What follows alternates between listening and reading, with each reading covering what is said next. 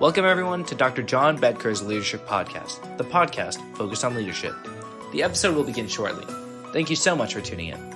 Enjoy the podcast.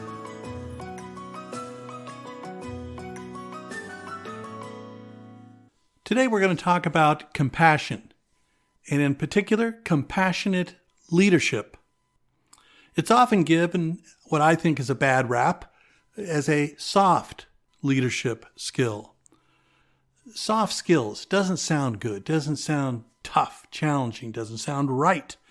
I'm going to make the argument that I think some soft skills, and in this case, compassion, is actually quite a challenging skill, quite a difficult skill.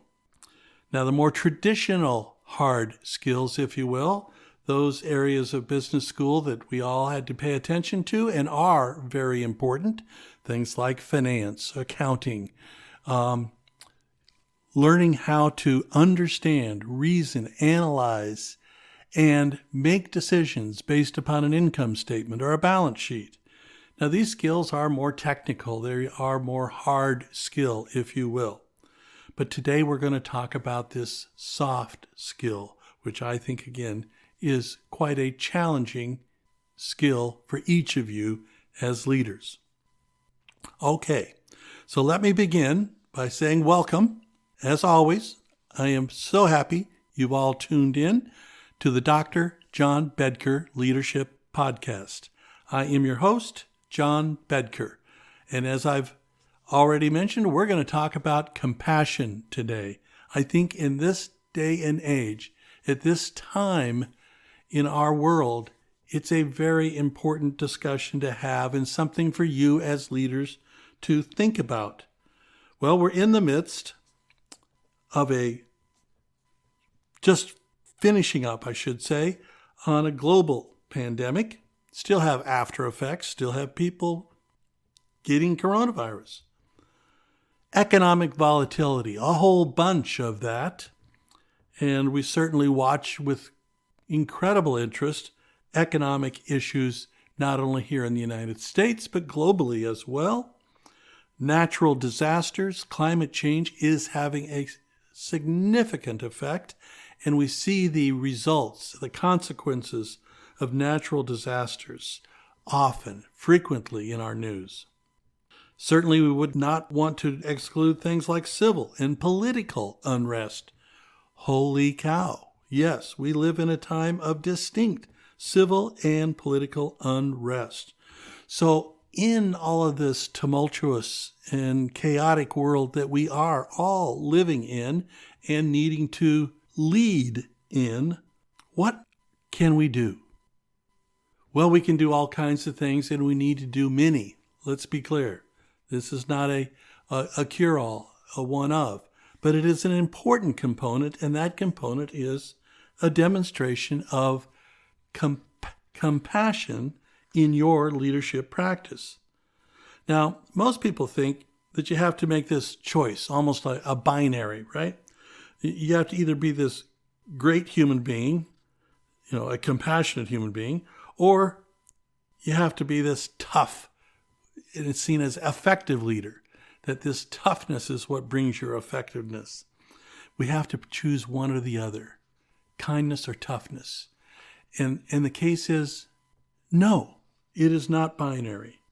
Sometimes we need to make hard decisions, and other times we need to lead with that compassion.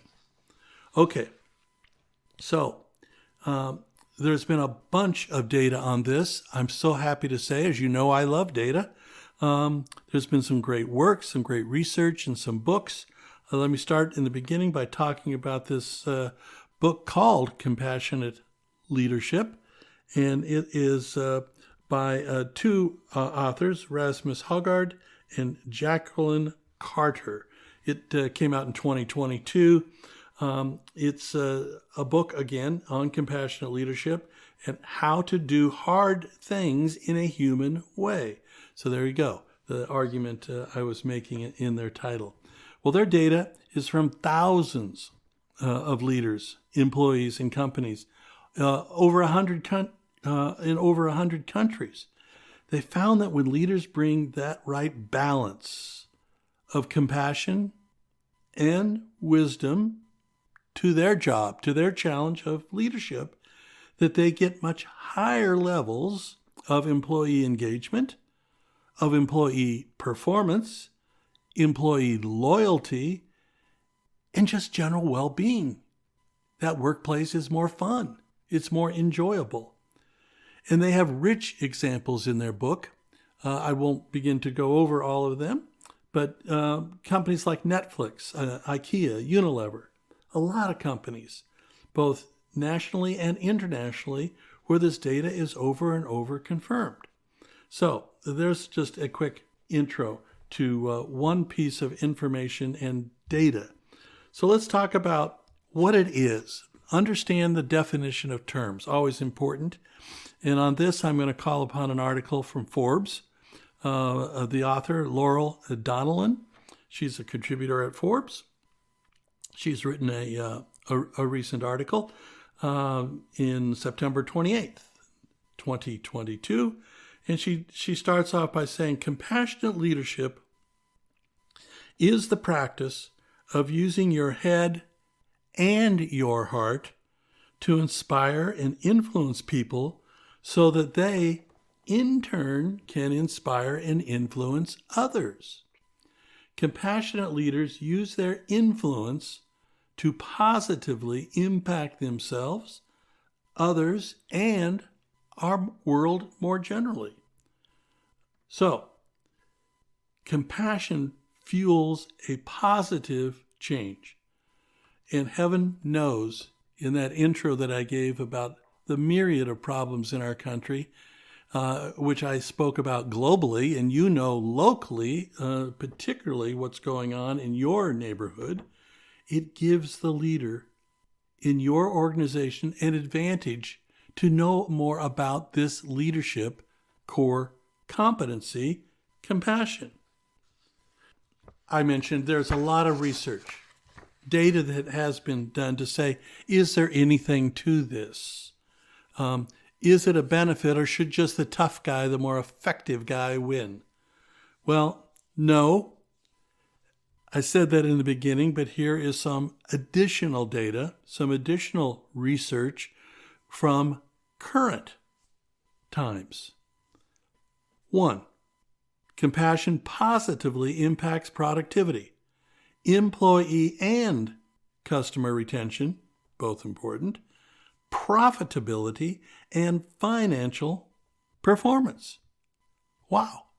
Compassion contributes to those things. This is good, right? Another item. Compassion supports strategic advantage in innovation, service quality, collaboration, the retaining of talented people, employee and customer engagement, and each of those capacity to accept change. We're living in a very changeable world. That last one might be particularly important, and compassion supports it in a very affirmative way. Well, here's a number. 91% of leaders surveyed say that compassion is very important for leadership. Try that again. 91% of leaders surveyed say compassion is very important for leadership. And 80% say that they want to enhance their compassion, but don't know how. So we're going to talk about that in a little bit as well. What would be some things? How can we answer that question? How do I go about doing this? Well, one of the other things about our lives, the demands on them, the people we're here to serve, that we're doing our very best at, is that empathy can lead to fatigue. Many of you know that. Many of you sadly are living with that. But compassion can increase your resilience and improve your approach to stressful situations. Now, this is from Awakening Compassion at Work. It's by Monica Warline and Jane Dutton. It's a book from 2017, But each of those research highlights come from there, and I wanted to just mention that quickly as well. All right. So the how. We raised that just a second ago. Let me talk about what these authors are talking about. There's a Good Science Center at UC Berkeley. In 2019, they came up with these 7 C's. I'll just share them quickly with you, but it'll kind of begin to crack open that door of answering that question. So how would I do that? How would I go about being more compassionate?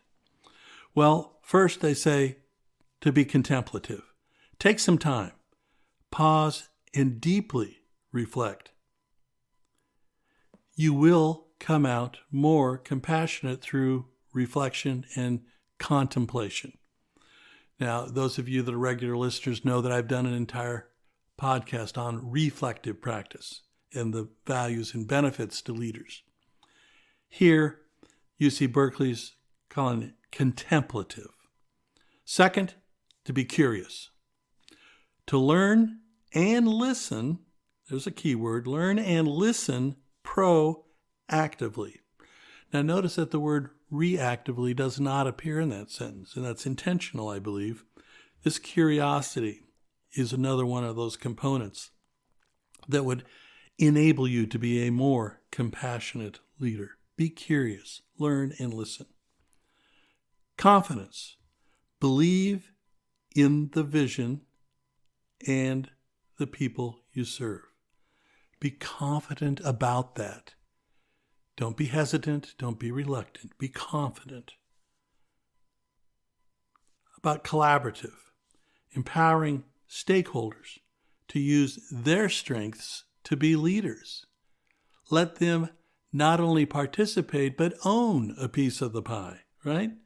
Empower all stakeholders to use their strengths and to be leaders. Civil. Well, being civil should almost go without saying, but again, in this day and age, maybe not. This civility, a demonstration of respect when confronted with differing points of view, that's important. How are we going to handle someone's feedback to you, someone's pushback to you? Civility is important. And the last item that they mention is to be courageous. And that is so important for leaders. Be in a position where you feel comfortable and feel strongly, courageous, to advocate strongly, not only for you, but for your people, for their values, and for their stakeholders. So it's a circle, right? It's without beginning and without end. So what you might do is say, wow, that's too much. That's too many. What do I do? Well, answering that how question, what you might do is identify what you are naturally good at. Pick one, right? Pick one. Start with that. And commit to one. And make sure that it's incorporated in your leadership practice. Okay? So, contemplative, curious, confident, compassionate, collaborative, civil, or courageous. Pick one. There's one answer to that how question. Okay. So, next, I want to talk a little bit more about what this means, right? This understanding of what it is to be compassionate and how, again, answering that question, how to go about doing that. Well, here's from another article, Harvard Business Review. It's a current article, February 27th, 2023. The title, Leading with Compassion, has research-backed benefits. Well, that's the case we're making here today on the podcast. 3 authors, Stephen Trzeciak, Anthony Mazzarelli, and Emma Sepla. Make sure I give everyone their rightful credit here as I highlight some comments from their article. Recent evidence. Contrary to what many employers currently believe, the recent wave of employee attrition has less to do with economics and more to do with relationships or lack thereof. So we're aware of this, right? Those of us that are in the business of employing people, serving others, know that this employee attrition, particularly in the pandemic and now hopefully post-pandemic era, has been an issue, has been a factor. And what these authors are saying is it really has less to do with economics than with relationships or the lack thereof. The data supports that employees' decisions to stay in a job largely come from a sense of belonging, feeling valued by their leader, and having caring and trusting colleagues. Conversely, employees are more likely to quit when their work relationships are merely transactional. So, how do leaders foster a more meaningful relationship and relationships, meaning all their employees, in organizations and inspire that loyalty? Well, these authors, in a word, say the answer is compassion.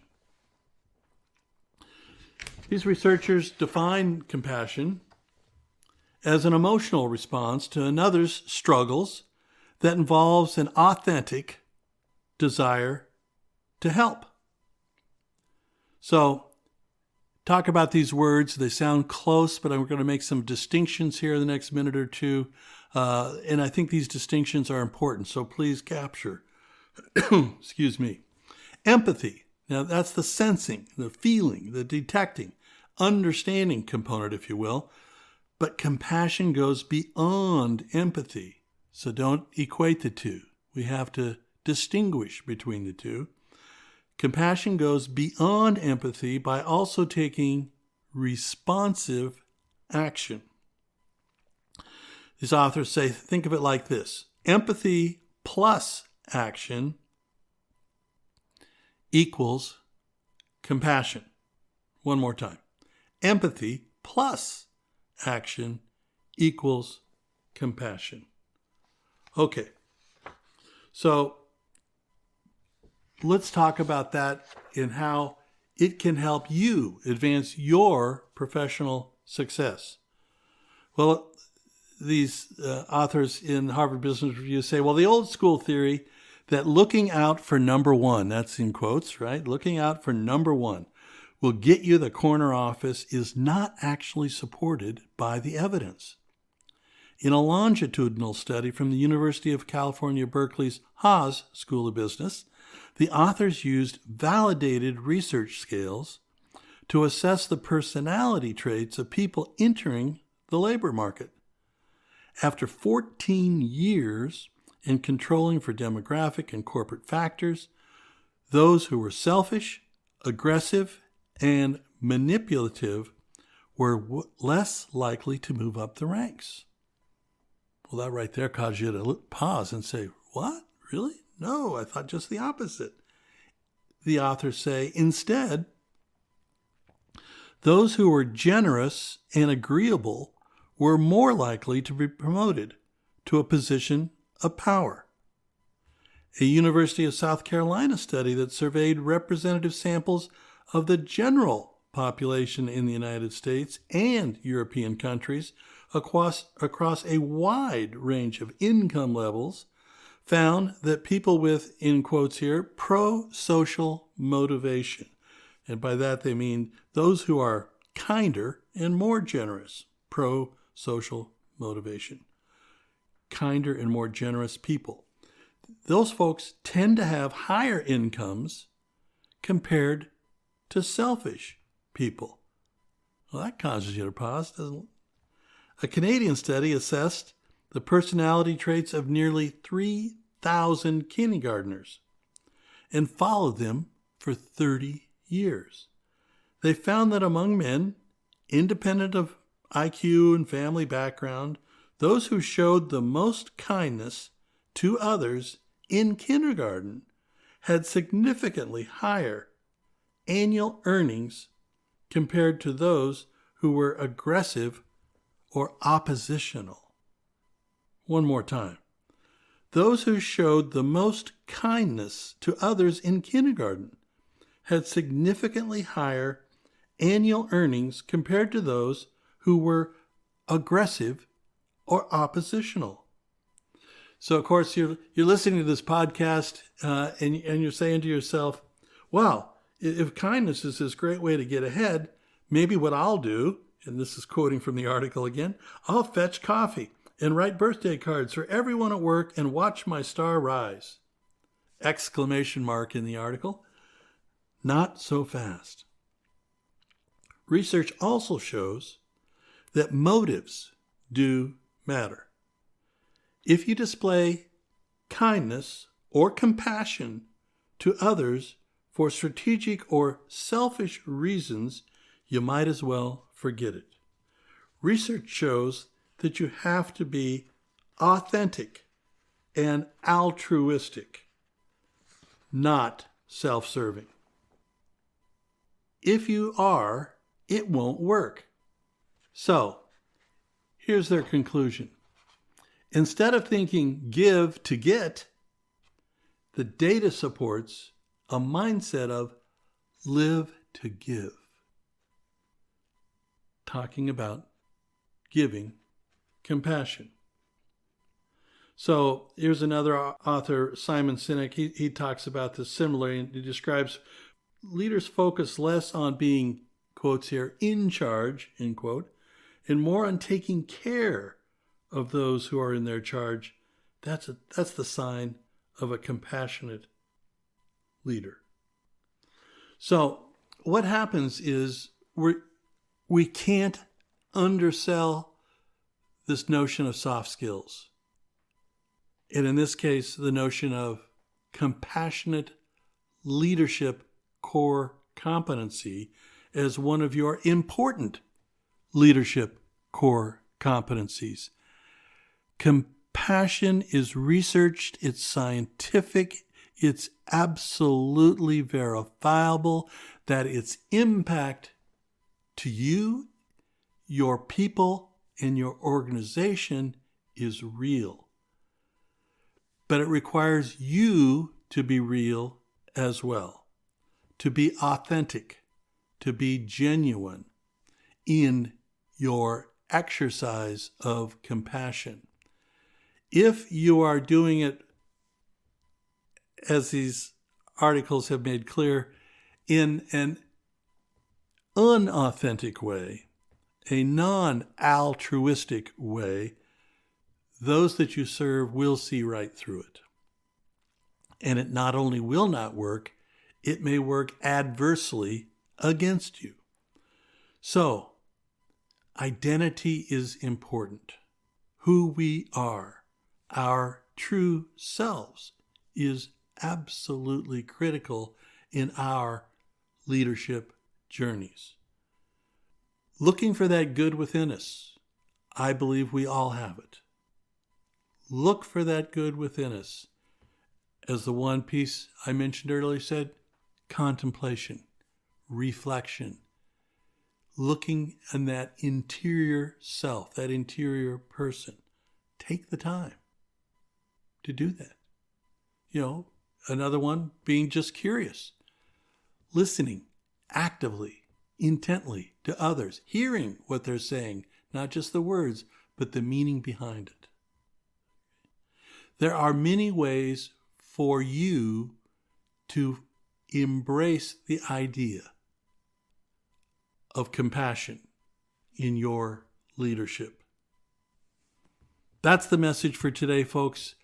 I really feel strongly that this is not a soft skill. It's quite a challenging skill. It could be a difficult skill to acquire and to be excellent at. But the dividends for you, your people, and your organization is absolutely documentable. It's important.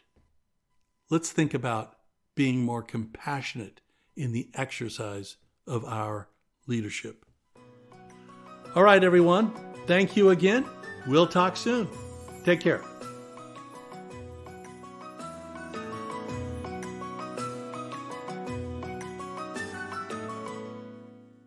Thank you for tuning in to Dr. John Bedker's Leadership Podcast. We hope you enjoyed this episode. Please tell your friends, and, of course, please follow our podcast and subscribe. Thank you again for tuning in.